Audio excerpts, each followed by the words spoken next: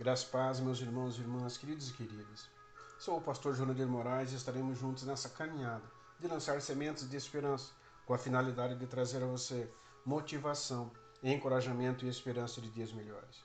E faço um convite a você que ainda não é inscrito em nosso canal para se inscrever e ativar o sininho para ser avisado de novas mensagens e também compartilhar com amigos e familiares essa mensagem para que recebam essa semente de esperança.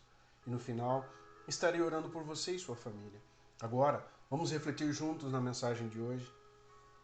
Sempre ouvimos de pessoas que não professam a fé cristã, e algumas cristãs também, sobre a questão de que se Deus é um ser justo e amoroso, então por que existe tanta maldade, tanto sofrimento e dor no mundo?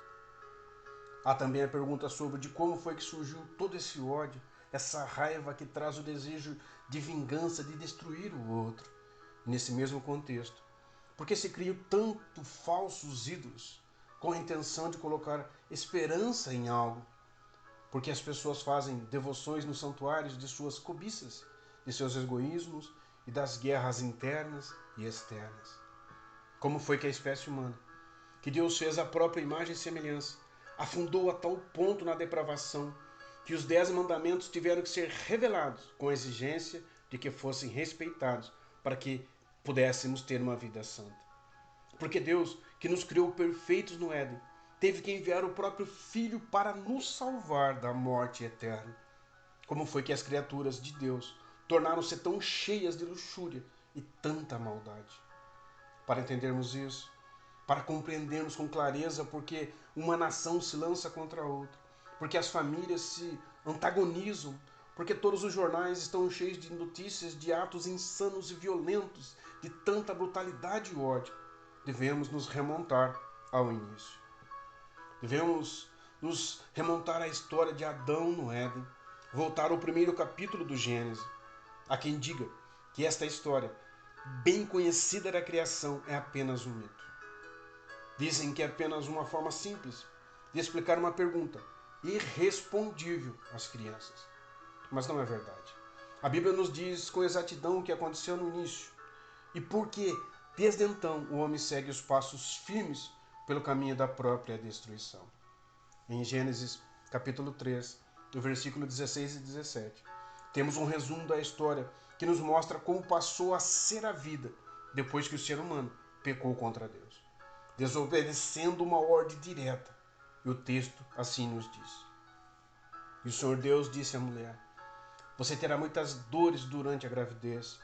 Com sofrimento você dará à luz filhos. Apesar disso, seu desejo será para o seu marido e ele a dominará. Ao homem ele disse: visto que você deu ouvidos à sua mulher e comeu aquela fruta que eu disse para não comer, o solo da terra será maldito por sua causa. Você precisará lutar todos os dias da sua vida para tirar da terra o seu sustento. Quando Deus preparou o Éden para o ser humano, Ele criou esse espaço em todo ser perfeito. Tudo foi planejado por Ele para receber a criação. Ele criou um mundo belo e harmonioso que o próprio ser humano, na sua ambição, desperdiça. É este mundo perfeito que ansiamos agora reencontrar. O mundo que nós buscamos de uma forma desesperada foi o mundo que foi desprezado pela desobediência. Nesse mundo perfeito, Deus colocou também o ser humano perfeito.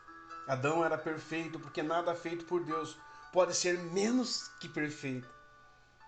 E a este homem perfeito, Deus conferiu não apenas o mais precioso de todos os dons, que é o dom da vida comum, porém vai além, concedendo a vida eterna. No Éden, Deus conferiu ao ser humano o livre arbítrio, o que muitas pessoas ainda hoje têm dificuldade de lidar com isso, não respeitando o limite de suas escolhas quanto ao outro. Há um relato de um pregador que é muito interessante para a nossa compreensão quanto à questão do livre arbítrio. O Dr. Scott conta um fato que aconteceu com ele e sua família, de quando seu filho saiu de casa para estudar na universidade. Depois de um tempo na universidade, o filho volta a visitar a família e, orgulhoso do conhecimento recém-adquirido no espaço acadêmico, ele começa a conversar com o pai. Uma certa noite, ele vai e diz ao pai: agora que estive na universidade. Não tenho mais certeza se posso concordar com sua fé simples e infantil na Bíblia. O pai ficou olhando firmemente para o filho sem pestanejar. Enfim, ele vai e diz: Filho, esta é a sua liberdade, sua terrível liberdade. Foi isto que Deus concedeu a Adão, o livre-arbítrio, uma terrível liberdade. Essa liberdade dada a Adão fez com que ele caminhasse em direção contrária à vontade de Deus. Isso deu origem ao pecado, e as consequências disso não foram boas. No texto de Gênesis, vimos o que apareceu na vida do ser humano pelo pecado cometido. Sendo assim, o uso correto da liberdade se faz necessário para um bom viver neste mundo e com relação à nossa vida presente e eterna. Em Romanos capítulo 6, versículo 23, o apóstolo Paulo escreve a respeito do acontecimento do pecado na vida do ser humano e também do benefício da escolha por andar com Deus e obedecer às suas ordens. O texto diz: Pois o salário do pecado é a morte, mas a dádiva gratuita de Deus é a vida eterna por meio de Jesus Cristo, nosso Senhor.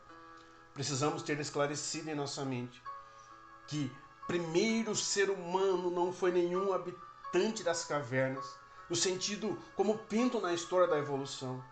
Nenhuma criatura grunhidora, rosnadora e incompreensível da floresta, tentando vencer os perigos da selva e as feras do campo. Adão foi criado já adulto, com todas as faculdades mentais e físicas desenvolvidas por Deus nele. Ele caminhava com Deus e desfrutava dessa amizade. Estava destinado a ser como um rei na terra, governando pela vontade de Deus.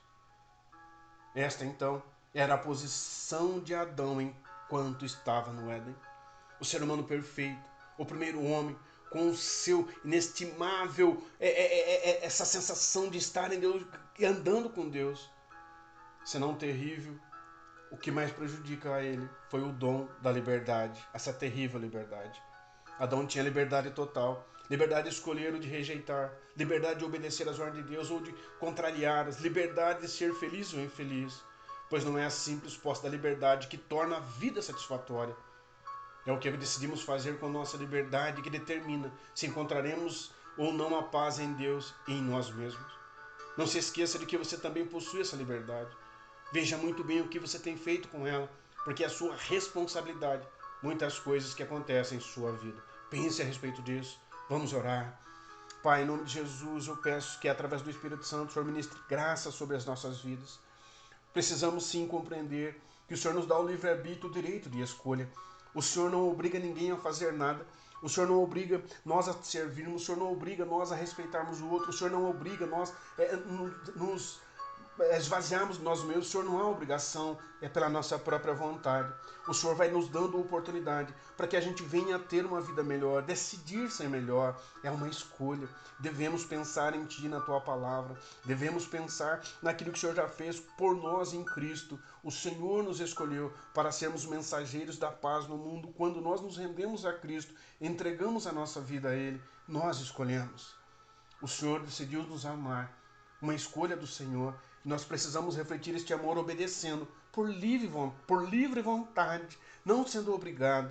Pai, nos ensina a viver assim, nos coloca o Teu Espírito em nós, para que a gente viva essa liberdade obedecendo ao Senhor, os Teus mandamentos, aos Teus preceitos, e façamos a diferença no mundo, ao qual nós estamos vendo tão mal.